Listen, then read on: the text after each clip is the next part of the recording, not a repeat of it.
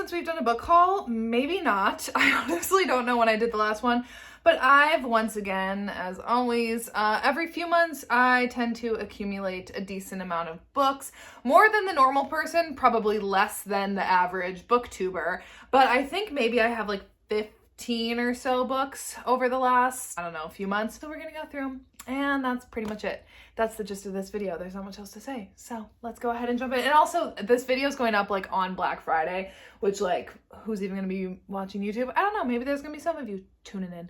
So first up, these are in no particular order. I just have them sprawled out around here. But I bought Five Brothers by Penelope Douglas. Yeah, my bookmark hasn't moved. See, the slump has killed me. The slump has killed me this year.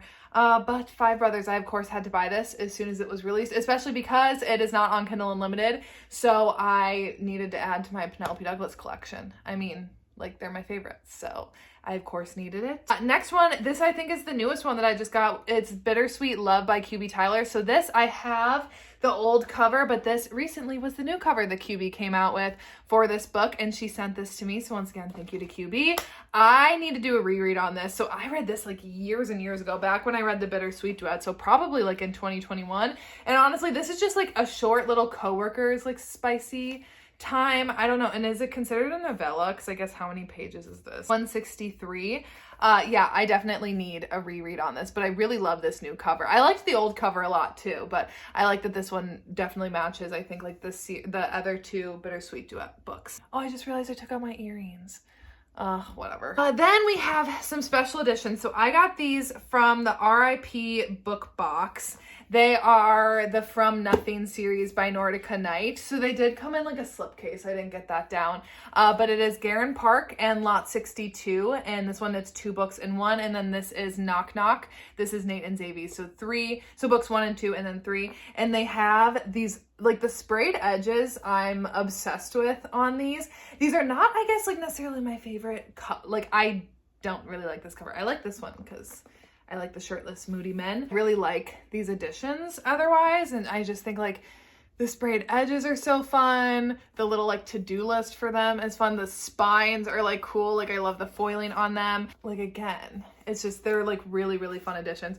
I have to be careful though, because they do have some artwork, yeah, that I cannot show on YouTube. I think this is, yeah, I can't show that on here. I got these because I love Garen Park, as we know, and I needed to have a special edition of these. So I'm very excited to have added these to my collection. Next up, I went to Half Price Books on my birthday, and I ended up getting 4 books there. I was like, so the whole time I'm walking around there, I'm like adding books because I'm like, I'm treating myself. And I actually found a gem.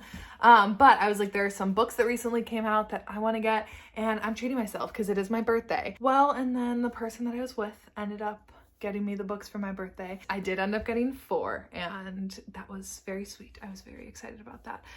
So I found 4 books that day. So I got Hexed by Emily McIntyre. This is the 6th book in the Never After series. I'm so freaking excited to read this. It's a Dark Little Mermaid retelling, but except like it's Ursula instead of Ariel, and like Eric, and he's like a mafia boss in this one. I've loved the Never After series by Emily McIntyre. I've talked about it. I own the first 4 books. Cross is the only one that I don't own and that I haven't read yet. I mean, I guess, and I haven't read Hexed, but this one just recently came out, and I also think this cover is beautiful. These covers I've loved from the very beginning, but I think this one is so stunning.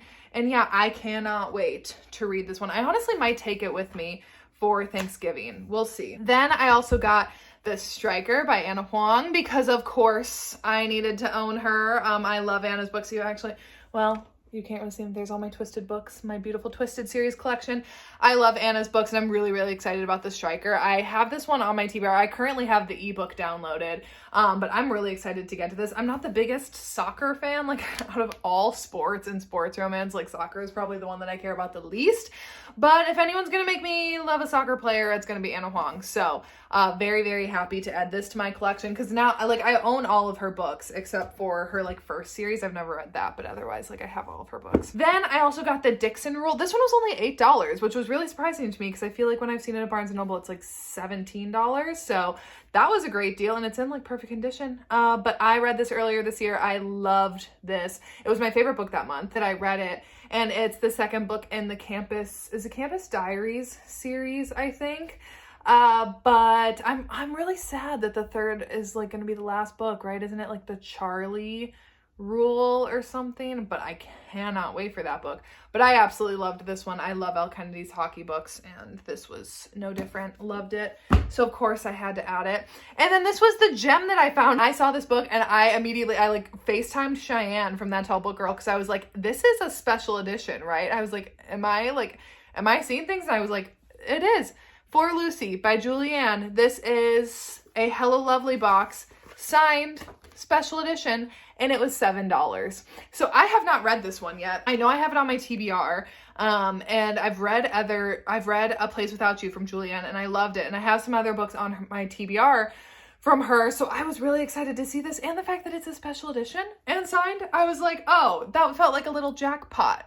So I was really, really excited to find that, and yeah, scooped that one up. So those are the 4 that I got on my birthday, which was awesome. And then so this one, I was actually going to go to Barnes & Noble and get it, but then it came out right before I went on vacation, and I ran out of time, so then I ended up ordering it shipped. And now actually I just realized, I think God of Pain came out today, right? It's the traditional Bloom published version of God of Malice with the red sprayed edges. I needed it, okay?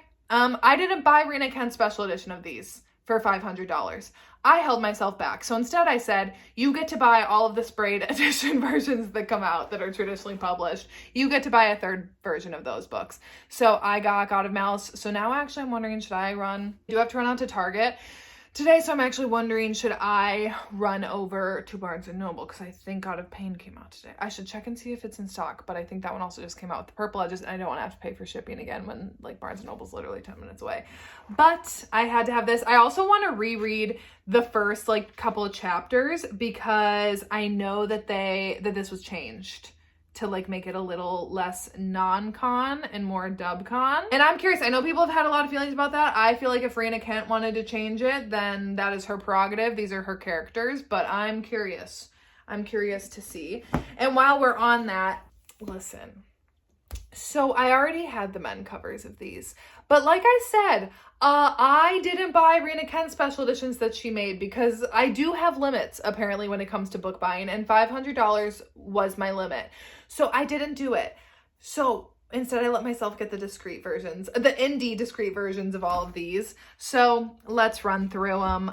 God of Malice. So yeah, I mean, as you can see, the vibes of the covers are kind of like similar-ish, but they're different enough that it warrants me buying another version of all of them. But yeah, this is the God of Malice indie one. God of Pain indie version. I love the purple. God of Wrath, maybe my favorite. Actually, no, I think God of Malice is my favorite cover of the discreet ones. But God of Wrath, I also really love God of Ruin just because I love the sculpture on here and it's like so perfect for Landon and me, and with the ribbons. God of Fury, I'm just not the biggest fan of yellow, so like kind of a knock against that, but I still like it. And finally, God of War. I actually really like the pops of pink on here just because I feel like you don't see a lot of pink covers. But yeah, I did have to get the discreet versions of all those and the indie versions because I got problems. Next then for my birthday as well, Cheyenne sent me Older by Jennifer Hartman. I'm really excited to read this. So I know, I have only ever read Still Beating, and that was a favorite book of mine years ago back when I read it. I love that book so much, and I have like Lotus, I have The Wrong Heart, I have more of her books on my TBR, and Older when this one came out. Like again, this was one on my radar that I was really excited about, and I just haven't gotten around to reading it yet, so I'm really, really excited to have this one. And also I love this cover. I think it's like so simple but beautiful. I don't know. She just has great covers. Like Jennifer Hartman's covers, I feel like always hit. Like I don't think I've seen a single one of her covers come out that I'm like, I don't know about that. Like she does good ones. Then a while back, I was in Barnes & Noble and I surprisingly did not buy any romances when I was in there, but I did end up getting Fire and Blood by George R.R. Martin. Here's the thing. I've never had any interest in reading the Game of Thrones books at all. Like, I'm a huge Game of Thrones TV show fan, huge House of the Dragon TV show fan, but I have never really like had the interest, I guess, in trying to read the books, quite frankly. However, I really don't want to wait another 2 years for another season of House of the Dragon. So I'm thinking, and I really am mostly interested in like the Targaryen history. So I know that this kind of is supposed to read like a history book. I'm a little worried about that, but also I feel like if anything, I could always just skip to the like TV show timelines kind of and just read that portion out if like I'm really struggling with it. But I really would like to read like all of the Targaryen dynasty. So we will see. This is going to be a project of a book to read because it's huge. It's like almost 800 pages and the text is so freaking small. So we will see when I get around to this, but I bought it. I didn't need it, but I bought it. But I don't need any of these books actually, but I buy them anyways because it makes me happy. All right, so not the last time that I was at Half Price Books, but the previous time before that, I was there with one of my friends and I found this beauty, this version of Jane Eyre. And I just needed it. It was like right before Halloween that I was there and I found it. I think it was only like $10. And I was like, this is just like a beautiful version of that, and I'm like, that would just look really pretty like displayed out, especially for like this time of year. And also I have decided that I want to start like little by little collecting classics. Will I actually read them? No, because quite frankly I don't enjoy reading classics. I read a lot in high school because I was in like advanced English, so like I've already read, you know, a few of them, and then same in college, I took a lot of English courses, so I've read a lot of them.